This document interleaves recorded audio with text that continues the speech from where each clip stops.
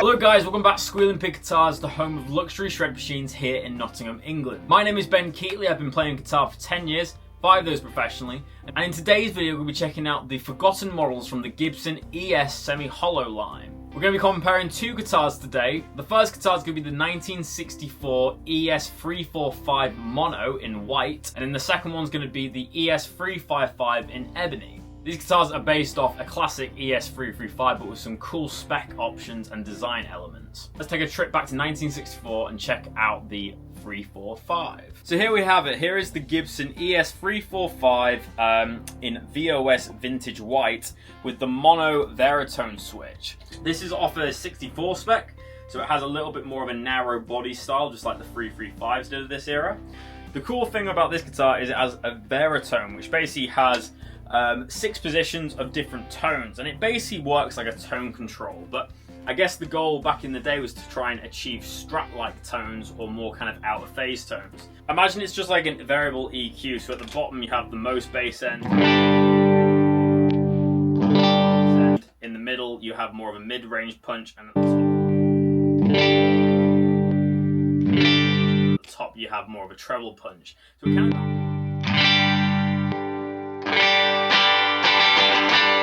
kind of acts a bit like an EQ control, but obviously it's passive, so it's not that effective. Other than that, we have a set of the MHS humbuckers with this gold kind of hardware which has tarnished over the years, and I guess because it was a VOS it probably was a little bit of kind of gunk on there anyway. We have an ABR1 bridge with the nylon saddles, as this is a 64 era guitar. Very nice, and we obviously have the stop tailpiece. Other than the Veritone, it's classic wiring for a 335. We have 2 tones, 2 volumes. I really like the gold accents on this. It looks bloody gorgeous. We have cream binding to offset that vintage white. We then go on to the fretboard. Another really cool design feature which I absolutely love is that you get the split parallelogram inlays, which are absolutely gorgeous and add a really nice custom element to this guitar. We then have the black headstock with the crown inlay, which is in mother of pearl, and we have the vintage style Gibson tuners, which again are in gold. This guitar was built in Memphis, Tennessee in 2012, and it's an absolute gorgeous guitar. I might have to buy this one, I'm not too sure, but I love it. But yeah, let's hear how it sounds.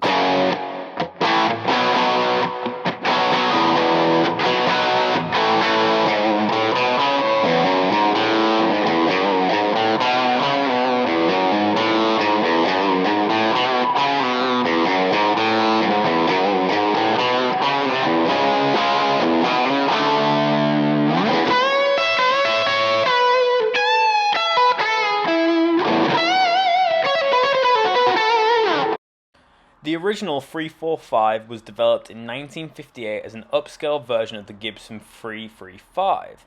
Gibson released the ES 345T in the spring of 1959. It was designed to be a more premium version of the 335. Instead of the dot neck, we had split parallelogram inlays, and over the years they've had many different specs for electronics and hardware.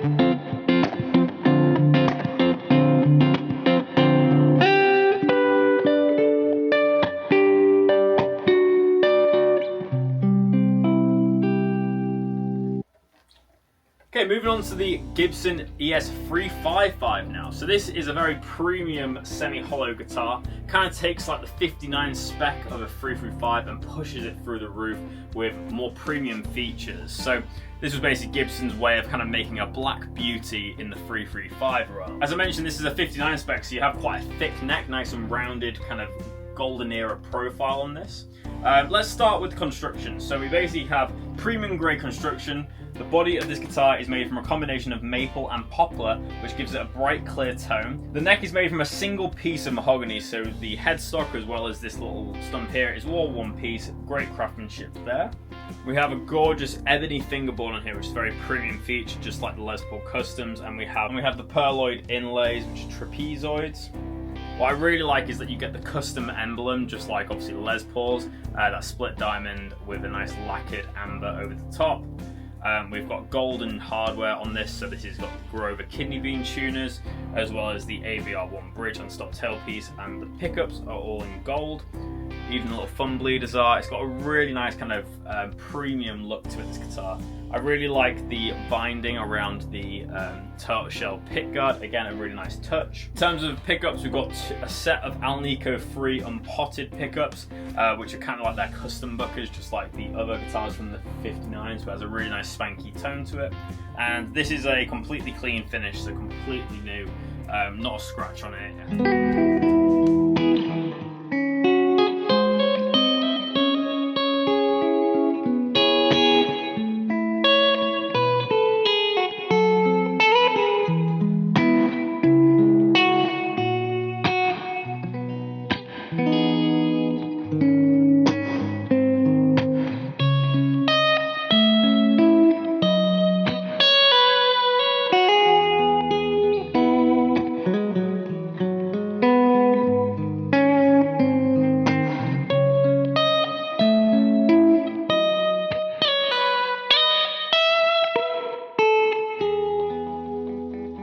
The most famous 355 model is probably Noel Gallagher's Cherry 355, which is fitted with a Bigsby.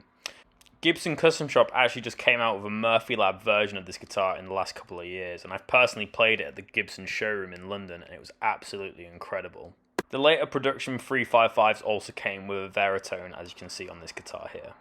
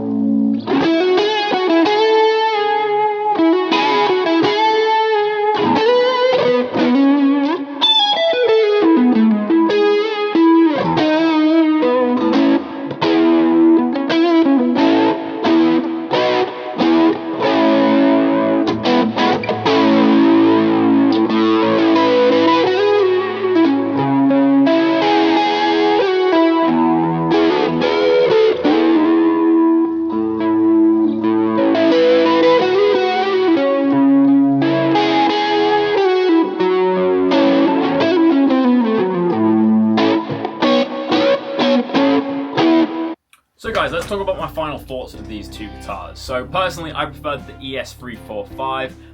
That white finish alongside the playability of the guitar really felt to me like a classic 335, but with some cool specs and some custom elements like the inlays. The 355 had a better response for jazz playing because of the high lacquer finish and the thicker neck. It just had a really nice bright quality, but also a lot of bass end because of the body size, obviously being a 335. Whereas the 345, because of the baritone, it made it a lot more flexible. So obviously in position 2, you could kind of silence a little bit more of that bass end and lower mid range to get a bit more of a stratty-like tone, which was really, really useful for the intro demo as well as just the demo all the way through. If I found the amp was too distorted or just getting a little bit too gained up for the clean stuff, I would just flick the baritone one position and it kind of just cut out some of that unnecessary frequency that I was looking for. The 355 is a newer guitar, so therefore the finish was a little bit thicker and less worn down, whereas the 345 you can tell is a thinner finish because obviously it's been played for the last 8 years, so it's definitely been a workhorse. But let me know in the comment section below which guitar you preferred. I love doing these videos with these oddball guitars that you don't usually see. But make sure to leave a like and subscribe. At 2,000 followers, we're going to be giving away a guitar completely for free, so we're going to be doing a video about that soon. But make sure to subscribe so you know when we're going to be releasing that. You have to be subscribed to enter the giveaway. Hit that bell icon to be notified when we make a new post. But thank you so much for watching Squealing Pig Guitars. I'll see you in the next video. Keep rocking, guys. See you soon.